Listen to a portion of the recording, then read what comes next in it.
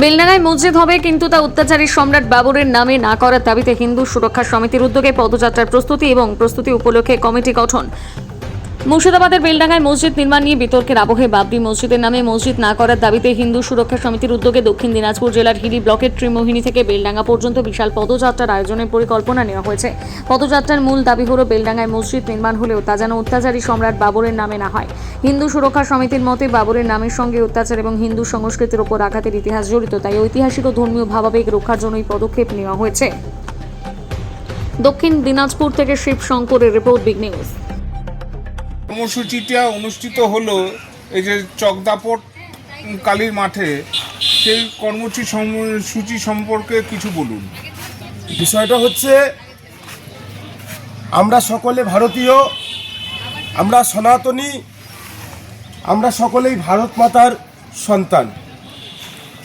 আমরা বেশ কিছুদিন থেকে দেখছি মুর্শিদাবাদের বেলডাঙ্গাতে একটা বাবরি নামক মসজিদের নাম দিয়ে একজন রাজনীতিবিদ, নাম তার হুমায়ুন কবির, সারা বঙ্গকে রাজনীতির একটা অস্বস্তিকর পরিবেশের শিকার হয়ে পড়েছে আমাদের সনাতনী সমাজ, তৎসহ শুভবুদ্ধি সম্পন্ন মানবেরা। এখানে বলার বিষয়, বাবরি নামক কোনো মসজিদ, বা যেটাকে আমরা মসজিদ বলিই না, বাবরি নামক কোনো ধাঁচা এই বাংলার মাটিতে আমরা করতে দেব না। কারণ বাবর ছিলেন লুটকারী, বাবর ছিলেন হিন্দু নারী ধর্ষণকারী, বাবর ছিলেন মুঘল সাম্রাজ্যের প্রতিষ্ঠাতা। মুঘল মানে কখনো ভারতীয় নয়, মুঘল জাতিটা আলাদা।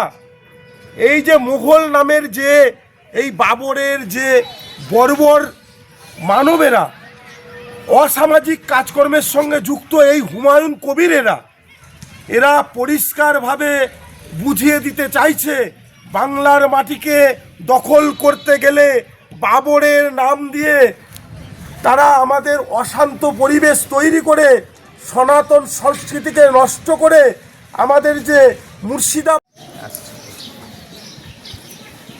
যেহেতু গোটা ভারতবর্ষ আমাদের বাংলার হিন্দুদেরকে কিন্তু নানানভাবে খিস্তি মারছে, বলছে বাংলার হিন্দুরা দুর্বল, বাংলার হিন্দুদের ক্ষমতা নেই, বাঙালি হিন্দুরা কিছু করতে পারছে না।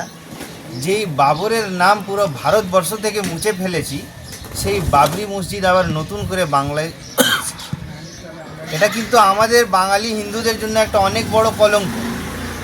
মনে রাখবেন, আমরা নিজের রক্ত দিয়ে এই দেশকে স্বাধীন করেছি, আমরা জমি দিয়েছি বলে এই ভারতবর্ষ গড়ে উঠেছে।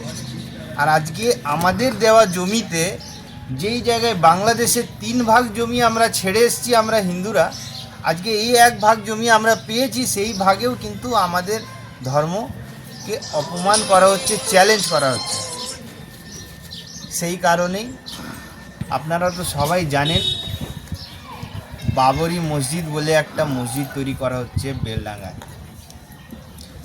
আমাদের মসজিদ তৈরি নিয়ে কোনো আপত্তি নেই, মসজিদ কেউ বানাতেই পারে, নিজের ধর্মের তারা মসজিদ বানাতে পারে। কিন্তু এই যে বাবরের নাম করে মসজিদ বানানো আর আমাদের ধর্মকে চ্যালেঞ্জ করা, ওখানে হুমায়ুন কবির মুর্শিদাবাদে বলবে কি আমরা 30%, আমরা হিন্দুরা 30%, তারা 70%, যা চাইবে সেটা করব, এটা আমরা হিন্দুরা মেনে নিব না, তার প্রতিবাদ আমরা নিশ্চয়ই করব। সেই সূত্রে আজকে এই আলোচনা এই জন্যই করা, এই মিটিং এই জন্যই ডাকা। আজকে আমাদের শ্রী বৃন্দাবন বাবাজি মহারাজের নেতৃত্বে আমরা নিজেদের মধ্যে একটা আমাদেরকে পরিকল্পনা করতে হবে কিভাবে আমরা একটা প্রতিবাদ গড়ে তুলতে পারি, বাবরি নিয়ে কিভাবে প্রতিবাদ গড়ে তুলতে পারি। কেন কি গোটা বাংলায় কেউ নাই এমন যে বাবরি নিয়ে বলছে কি না বাবরি হতে দিব না। মানুষ তো বিভিন্ন রকম কথা বলছে, কিন্তু বাবরি, এই পশ্চিমবঙ্গের মাটিতে কোনো বাবরি মসজিদ হবে না, এই কথাটা কেউ বলছে না। তো আমরা সেই সূত্রে আজকে এই আলোচনা সভা করছি এবং দক্ষিণ দিনাজপুর, উত্তর দিনাজপুর, মালদা জুড়ে 3 জেলা জুড়ে আমরা সনাতনীরা ঐক্য হয়ে বেলডাঙ্গা কুচ করব। বেলডাঙ্গা কুচ করব আর দেখিয়ে দেব হিন্দুদের শক্তি কত আর হিন্দুদের পার্সেন্টেজ কত। আমরা কম আছি কি তারা কম আছে, এই জিনিসটা বুঝিয়ে দেব। এই জন্য আজকে আপনাদের সাথে এখানে আমরা এই মিটিংয়ে এসেছি কি, যেহেতু দক্ষিণ দিনাজপুর হচ্ছে আমাদের পূর্ববঙ্গ থেকে আসা মানুষের সবথেকে বেশি জনসংখ্যা এই দক্ষিণ দিনাজপুরেই আছে। আপনারা সবাই সেই বেদনা জানে যে আমাদের পূর্বপুরুষের সাথে কি হয়েছে আর কারা করেছে, এটা সবাই জানে।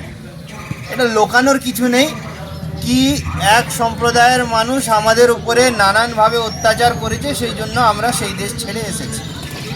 আর আজকে আবার সেই সম্প্রদায়ের মানুষ আমাদেরকে চ্যালেঞ্জ করছে, আমাদের ধর্মকে চ্যালেঞ্জ করছে। যেই কারণে আমাদেরকে পরিষ্কারভাবে রাস্তায় নেমে আমাদেরকে এই পশ্চিমবঙ্গ কাদের এই জিনিসটা বুঝিয়ে দিতে হবে